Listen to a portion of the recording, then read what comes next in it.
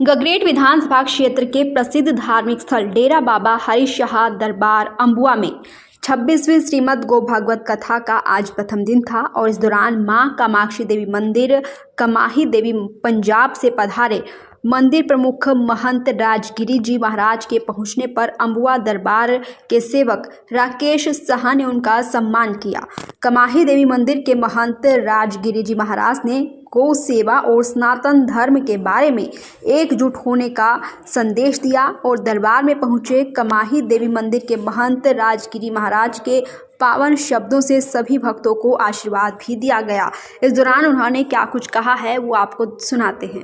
श्री बाबा जी महाराज जी के चरणों में कोटि कोटि नमन एवं परम पूज्य परम श्रद्धेय परम सत्कार जो मेरे बड़े ही प्रिय इस स्थान के संस्थापक एवं संचालक सतगुरु श्री बाबा हरकेशा महाराज जी एवं हमें सबको श्रीमद् भागवत महापुराण का ज्ञान देने वाले परम सत्कार जो भागवताचार्य वेदांताचार्य श्री कृष्ण कन्हैया जी महाराज जी, बहुत बढ़िया बहुत सुंदर तरीके से आप जी ने जो प्रसंग सुनाया है, बहुत आनंद आया।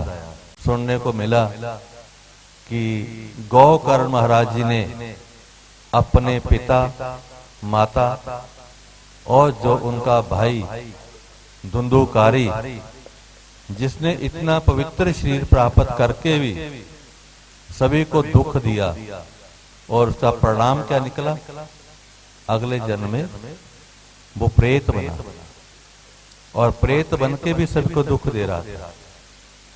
लेकिन जिस धुंधुकारी को पिता की आज्ञा से उन्होंने सत्कर्म किए, विद्या प्राप्त की, उस विद्या के बल से उनको जो भक्ति में जब ज्ञान के साथ होती है तो कल्याण करती है। हमें भक्ति भी अंध भक्त बन के नहीं करनी चाहिए। ऐसी भी बहुत उदाहरणाएं हैं, क्योंकि जब हम अंध भक्त बनकर भक्ति करते हैं तो उसमें केवल हमारी सांसारिक कामनाएं ही सीमित रहती हैं। जो हमारे भाग्य में है वो मिलेगा, लेकिन जब हम परमात्मा को विवश करके मांगते हैं, हट करके मांगते हैं, तो उसका परिणाम बहुत घातक होता है। ये भी हमें रामायण भी सिखाती है, भागवत भी सिखाती है। कहते हैं कि साध संग सतगुरु शरण दया दीन और परोपकार।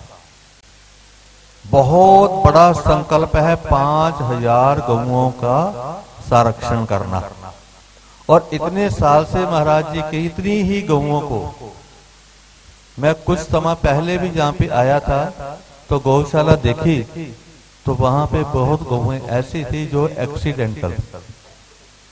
इनकी सेवा करनी बहुत मुश्किल कार्य है, बहुत मुश्किल। जो कर रहे हैं उन्हीं को मालूम है।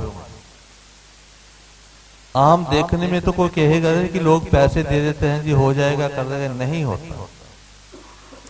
हमारे पास वहां कामाक्षी देवी गौधाम है, वहां पे हमारा एक संगठन है, उसमें जलंधर से एक्शन साहब एक रिटायर हुए जो अपना पूरा योगदान देते हैं, लेकिन फिर भी गौओं के लिए हमें बहुत मुश्किलें आती हैं, बहुत समस्याएं हैं। ये समस्या छोटी मोटी नहीं है, इसके लिए हर एक इंसान का सहयोग होगा तो बात बनेगी। लेकिन उसमें अगर सरकार का सहयोग हो जाए तो ये प्रयास बहुत बड़ा है। हमारे उधर पंजाब में तो इस समय इतनी परेशानी है कि गौओं के नाम पे जो मौजूदा हमारी सरकार है ना जी, वो बहुत पैसा ले रही है कि हम गौ सेवा करेंगे। महाराज जी 22 चीजों पे उन्होंने कॉसेस लगा रखा और वहां पे 1300 करोड़ रुपया सरकार के खजाने में कॉसेस का जमा हो चुका है। जून 2024 तक। लेकिन हमारे गौओं की शालाएं जो हैं, गौशाला, उनको उन्होंने एक व्यापार का धंधा समझा और वहां पे बिजली 11 रुपए यूनिट दे रहे हैं, लोकल घरों की फ्री। ऐसी सरकारों का क्या होगा? ये हमारे सनातन को गिराने की कोशिश में लगी हुई हैं। ऐसे लोगों से भी सचेत होने की जरूरत है। बहुत दुख लगता है। अभी मेरे को 15 दिन पहले नोटिस आ गया 93,000 रुपया बिजली का बिल। 93,000 रुपया बिजली का बिल एक गौशाला का, हमारी कमाई देवी माँ कामाक्षी गौधाम का। तो मेरी बहुत इच्छा थी कि मैं आपके यहाँ दर्शन करने जाऊंगा, महाराज जी का देखूंगा, तो हमें कुछ प्रेरणा मिलेगी कि गौ हमारी माता है, धरती हमारी माता है, गंगा हमारी माता है, तुलसी हमारी माता है, जिसके साथ सनातन जुड़ता है। और सनातन विरोधियों से सचेत होने की जरूरत है, तभी हम इकट्ठे होंगे। अब हमारे समाज में ऐसे ऐसे छोटे छोटे संगठन बन गए हैं, संप्रदाय चल पड़े हैं, जिनकी वजह से हम सनातनी जो है वो खंड खंड अलग अलग हो गए। हमारे एकता नहीं रही। इसीलिए हमें बहुत बड़ी संत जरूरत करते हैं कि हमें सत्संग हो, क्योंकि जब संतों का संग मिलेगा तो सतबुद्धि आएगी।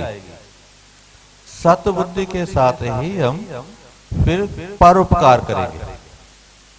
महाराज जी का इतना बड़ा परोपकार करना कि जिसकी प्रशंसा शास्त्रों में स्वयं भगवान ने की है कि तुम समान नहीं कोई परोपकारी, सुर नर मुनि तनधारी। परमात्मा कहते हैं कि प्रति उपकार करूं क्या मैं तोरा। जो परमार्थ करते हैं, पर उपकार करते हैं, परमेश्वर स्वयं कहता है कि मैं तुम्हारा ऋणी हूं। सो ऐसा हमारा सनातन परंपरा है। इसकी बहुत बड़ी जरूरत है कि हम सनातन में एकता हो। अगर एकता न हुई तो ना तो हमारी गौ माता स्वच्छ रहेगी और ना हमारे संस्कार स्वच्छ, क्योंकि संस्कारी थे तो धुंधुकारी ने ऐसे दुराचार किए। अगर उसके संस्कार अच्छे होते तो वो भी अपने भाई गौकर्ण की तरह बुद्धिमान सात्विक हो सकता था, क्योंकि गौकर्ण ने बचपन में ही विद्यालय चुना। उसके पिता ने उसको गुरुकुल में विद्या लेने भेज दिया, लेकिन गौकर्ण से जो धुंधुकारी थे उससे बहुत ज्यादा उसकी माता प्रेम करती थी, और माता के प्यार ने उसको बिगाड़ करके उसको ऐश प्रस्ती में जोड़ दिया। और जो आत्मदेव महाराज जी ने पैसे जमा किए थे वो सारे उसने गलत खान पान में व्यतीत कर दिया। आहार और व्यवहार ही हमें बिगाड़ता है। इसलिए अगर हमारे बच्चों को अच्छे संस्कार मिल जाएं तो वो अपने धर्म पर भी चलेंगे और परोपकार भी करेंगे। दैनिक सवेरा के लिए गगरेट से सागर की रिपोर्ट।